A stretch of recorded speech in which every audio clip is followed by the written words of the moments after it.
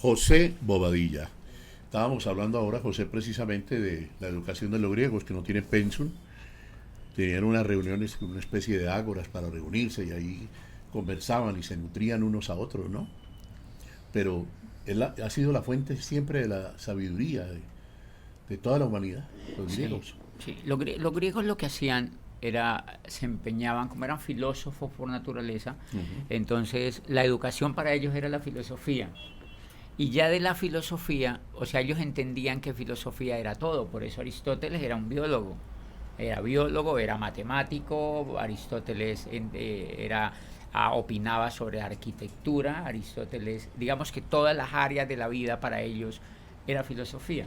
Nosotros lo que hicimos fue decir, filosofía es una cátedra aburrida y el resto es técnica. Una equivocación. Claro, una equivocación. Para los griegos todo era filosofía. Y todo debe ser filosofía porque la arquitectura es filosofía, ¿no? La mecánica es filosofía.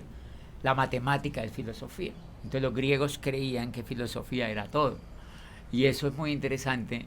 Y me parece que los griegos tenían una educación caótica, que es lo que yo llamo una educación caótica. Yo creo mucho en el caos, en todo.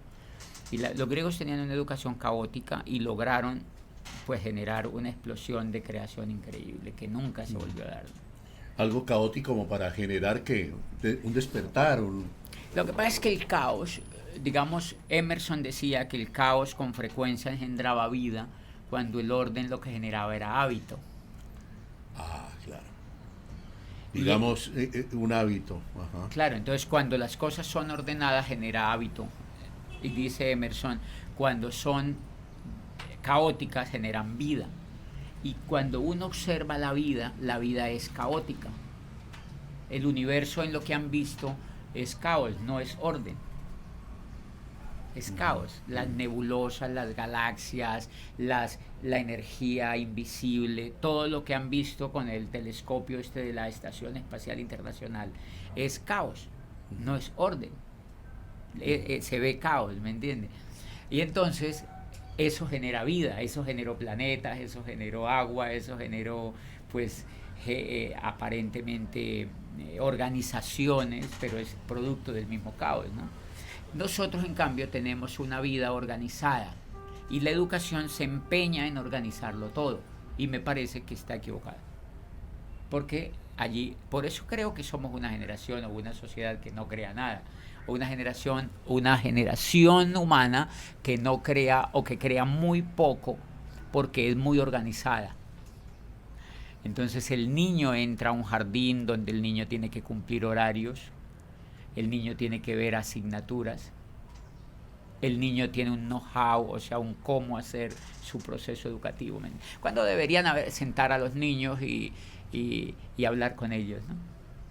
Hablar con ellos y con los jóvenes. Si tú vas a cualquier universidad de estas, los jóvenes están aburridos en las universidades. Yo creo que no hay cosa más aburridora que una institución universitaria. Porque los muchachos no van con amor a las universidades más que a reunirse. El amor que dan los jóvenes a las universidades es a estar con sus amigos. Eso es un amor increíble, a estar con sus amigos, a verse con sus novias, a pasar rato juntos en las bancas. Y ese rato se amarga cuando los llaman a clase. Porque es el aspecto más aburridor que tiene la educación y es porque la organizaron. Pero eso tiene una explicación. Eso tiene una explicación y es el origen, es la era industrial. Porque la educación es un subproducto de la era industrial.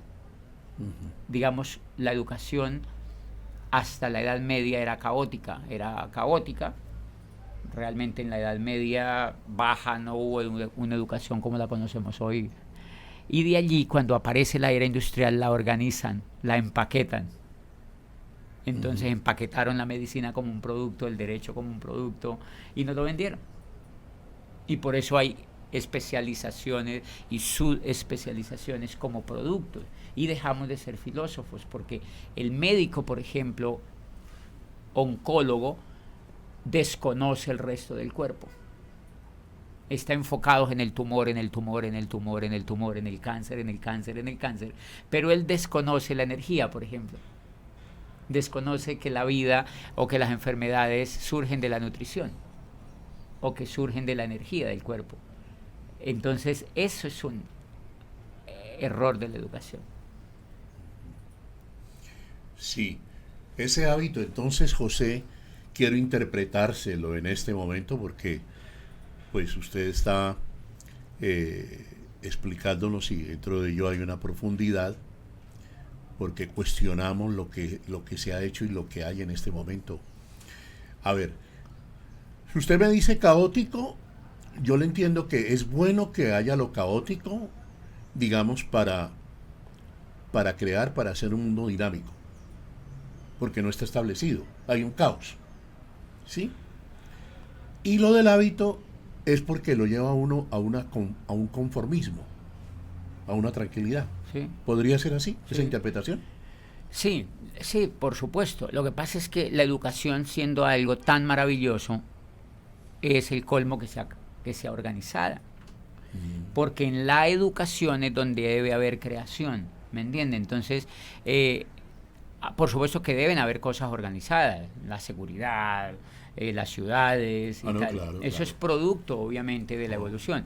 Pero Y una sociedad se organiza desde una constitución. claro, Hay un total, orden. total. Pero la creación, si queremos tener sociedades creativas, la educación no puede ser organizada.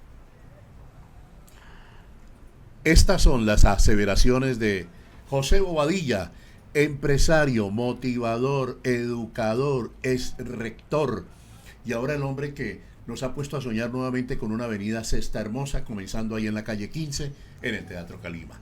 Ya regresamos.